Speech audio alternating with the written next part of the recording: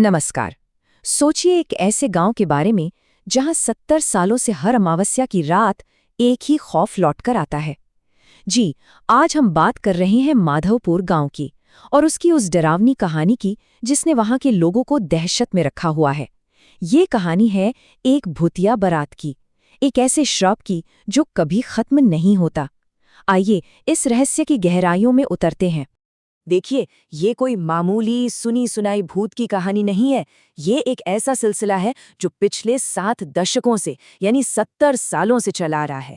एक ऐसा श्राप जिसने पीढ़ी दर पीढ़ी एक पूरे के पूरे गांव को अपने खौफ में जकड़ रखा है। तो आखिर सवाल यही उठता है कि माधवपुर गांव में ऐसा क्या है जो लोगों को इतना डराता है? कौन सा ऐसा राज है जो उस वीरान से रेलवे स्टेशन में दफन है? चलिए इस खौफनाक पहेली को सुलझाने की कोशिश करते हैं। 70 साल, जी हाँ, पूरे 70 साल। जरा सोचिए इसके बारे में। इसका मतलब है कि 3-3 पीढ़ियां एक ही डर के साये में जी रही हैं, एक ही खौफनाक कहानी को सच होते हुए देख रही हैं।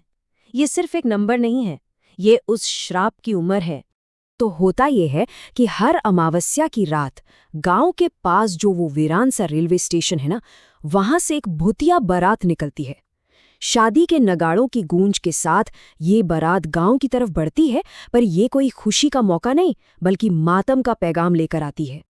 अब इस भूतिया बारात के कुछ बड़े ही सख्त और कहूं तो डरावने नियम हैं, और यही नियम इस श्राप को इतना ज्यादा खतरनाक बनाते हैं। इन्हें तोड़ना मतलब सीधे सीधे मौत को दावत देना है। तो इसके 3 मेन रूल्स हैं। पहला, ये घटना सिर्फ और सिर्फ अमावस्या की रात को ही होगी। दूसरा, इस बारात का निशाना हमेशा गांव की कोई एक कुंवारी लड़की बनती है। और तीसरा, जो सबसे ज्यादा खौफनाक नियम है, अगर किसी ने इस बारात को देख लिया तो वो बाराती उसे भी अपने साथ ले जाते हैं। और इस तीसरे नियम का अंजाम कितना भयानक हो सकता है, ये गांव के एक बुजुर्ग सुरेश काका की जुबानी सुनिए। उन्होंने बताया, उस रात जब गांव के 12 से 15 आदमी उस भूतिया बारात को रोकने गए थे, उनमें मेरे पिताजी भी थे। लेकिन उस रात के बाद मैंने अपने पिता और उन सभी गांव वालों को आज तक कभी नहीं देखा। वो लोग बस हवा में जैसे गायब हो गए। लेकिन जहां इतना खौफ होना, वहां यकीन और शक की एक जंग भी शुरू हो जाती है। और इस कहानी का असली टकराव वो यहीं से शुरू होता है, आज की नई सोच और सदियों पुराने उस डर के बीच। इस कहानी में 2 नजरिए बिल्कुल आमने सामने आते हैं। एक तरफ है प्रिया, जो शहर में पढ़ी लिखी है और इन सब बातों को बस अंधविश्वास मानकर खारिज कर देती है। और दूसरी तरफ है मंगल, जिसकी क्यूरियोसिटी उसे इस बारात को अपनी आंखों से देखने के लिए उकसा रही है। 2 अलग-अलग रास्ते जो उस रात एक ही खौफनाक मंजिल पर मिलने वाले थे। और फिर वो अमावस्या की रात आ ही जाती है। ज्यों-ज्यों अंधेरा गहराता है, गांव पर खौफ का साया भी और भी ज्यादा गाढ़ा होने लगता है। चलिए देखते हैं उस रात उस अंधेरे में क्या छिपा था। उस रात का जो पूरा घटनाक्रम था वो कुछ इस तरह से था। शाम के 7 बजे आखिरी चेतावनियां दी जाती हैं।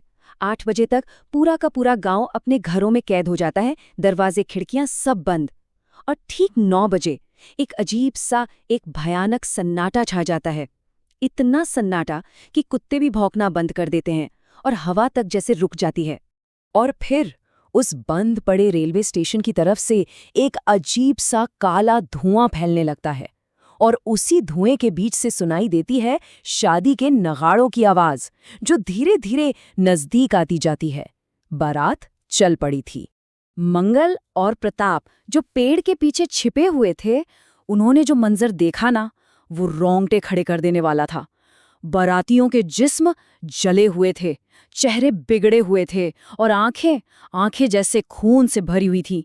कोई नाच रहा था, कोई नगाड़े बजा रहा था और सबके चेहरे पर एक अजीब सी डरावनी मुस्कान थी। बारात अब गांव में दाखिल हो चुकी थी और अब कहानी अपने सबसे खौफनाक मोड़ पर पहुंचती है। इस साल के शिकार का चुनाव और उसका वो अपहरण जिसे कोई नहीं रोक सकता था। वो डरावनी बारात धीरे धीरे आगे बढ़ती है और आखिरकार एक घर के सामने आकर रुक जाती है।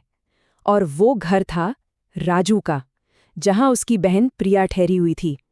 हाँ, वही प्रिया जो इन सब बातों को सिर्फ एक अंधविश्वास मानती थी। भूतिया दूल्हा घर का दरवाजा तोड़कर अंदर घुस जाता है और प्रिया के परिवार को सीधे सीधे धमकी देता है, तुम्हारी बहन आज मेरे साथ जाएगी, तुम में से कोई भी मुझे रोक नहीं सकता, और अगर रोकने की कोशिश की तो अपनी जान से हाथ धो बैठोगे। राजू और उसकी पत्नी अपनी बहन को बचाने की पूरी कोशिश करते हैं, लेकिन नतीजा बहुत भयानक होता है। वो भूतिया दूल्हा उन दोनों को मार डालता है और रोती बिलखती प्रिया को जबरदस्ती उठाकर अपने साथ ले जाता है। अपहरण का ये सिलसिला स्टेशन पर जाकर खत्म होता है, लेकिन एक और भी ज्यादा खौफनाक मंजर के साथ। जैसे ही बारात प्रिया को लेकर वहां पहुंचती है, उन वीरान पटरियों पर एक भूतिया ट्रेन आ जाती है। ऐसा लगता है जैसे ये ट्रेन सिर्फ नई दुल्हन को ले जाने के लिए ही आती है, और उसमें पहले से ही न जाने कितनी आत्माएं कैद होती हैं। तो उस रात की घटना के बाद क्या कुछ बदला? क्या ये खौफनाक सिलसिला आखिरकार खत्म हो गया? चलिए देखते हैं कि इस कहानी का अंजाम क्या हुआ। अगली सुबह गांव के लिए एक और मातम भरी सुबह थी। राजू और उसकी पत्नी की लाशें मिली। प्रिया हमेशा के लिए लापता हो चुकी थी, और इस पूरी घटना के जो गवाह थे, मंगल और प्रताप, वो जिंदगी भर के लिए उस खौफ से दहशत में आ गए थे। तो 70 साल बीत जाने के बाद क्या माधवपुर में कुछ भी बदला है? क्या साइंस और आज का जमाना उस गांव के डर को मिटा पाया है? जवाब है नहीं। आज भी हर अमावस्या की रात माधवपुर गांव के पास उस वीरान रेलवे स्टेशन से शादी के नगाड़ों की आवाज आती है और एक कुंवारी लड़की हमेशा के लिए गायब हो जाती है। ये सिलसिला आज भी जारी है।